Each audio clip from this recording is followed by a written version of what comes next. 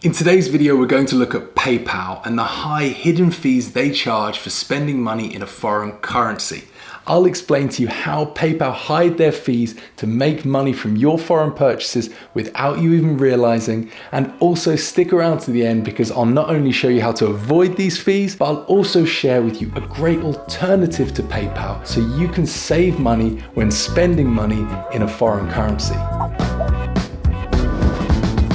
If you've ever bought something from a foreign company, it's likely you had to pay some sort of foreign currency fee. For example, I'm in the UK and there's a filmmaking course that I recently bought that's in the US. When I purchased this course, I was offered two options, to pay via card or PayPal. If you're familiar with using PayPal, you probably appreciate the ease in which you can purchase. If your account details are saved, it can take just a couple of clicks. Because of how convenient PayPal is, I don't really blame you for using it when purchasing in a foreign currency. Let's take me for example. If I was to buy this course again at $997 and use PayPal, all I have to do is enter my email address and press PayPal.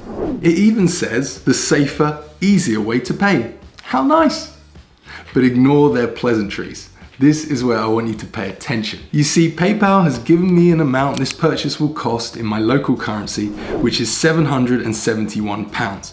They've also given me their PayPal conversion rate, which in this case is £1 to roughly 1.29 USD. So the first thing we need to do is take that £771 and check if it's anywhere near the original price of $997. So we do a quick Google search.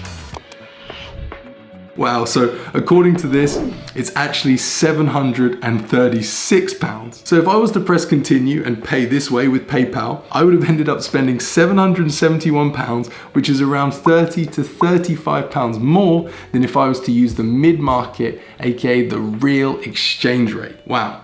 That's all thanks to this PayPal conversion rate, which is 1 GBP to 1.29 USD. If we check Monito.com, we can see what the real exchange rate is right now for 1 GBP.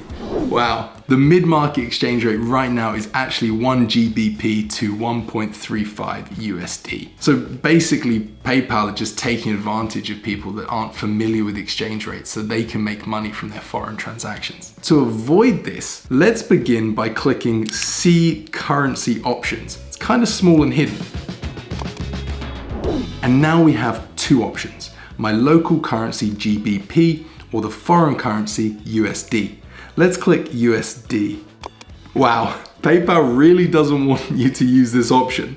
Look at this aggressive red font with an exclamation mark. That tells me because PayPal don't want us to use this option, we probably should. And instead of them taking care of the exchange rate, our banks will do it instead. Although it probably won't be exactly what the mid-market real exchange rate is, our banks will very likely give us a better deal than PayPal.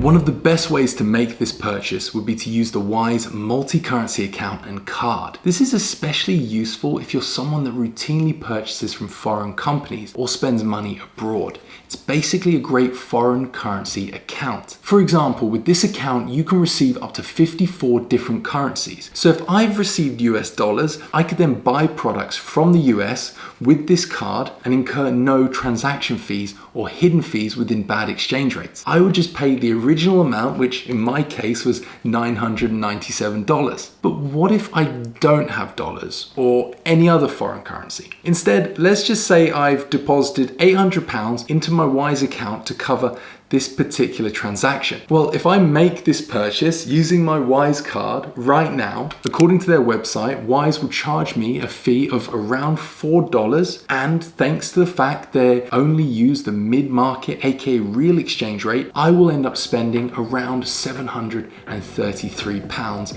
for this course.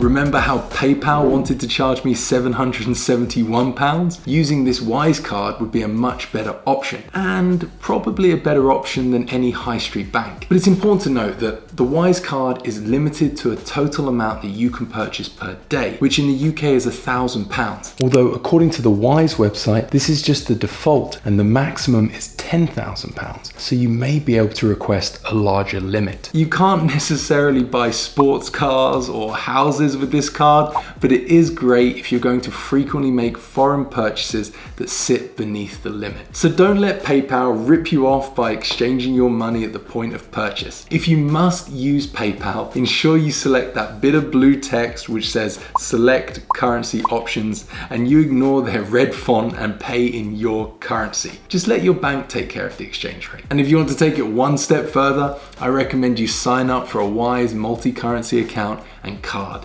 and use it to spend money in a foreign currency. It's likely to save you some money. I hope you enjoyed today's video. If you'd like to find out more about the Wise multi-currency account, then check out this review we made. And of course, if you have any questions, feel free to comment below. I'll see you on the next video. Goodbye.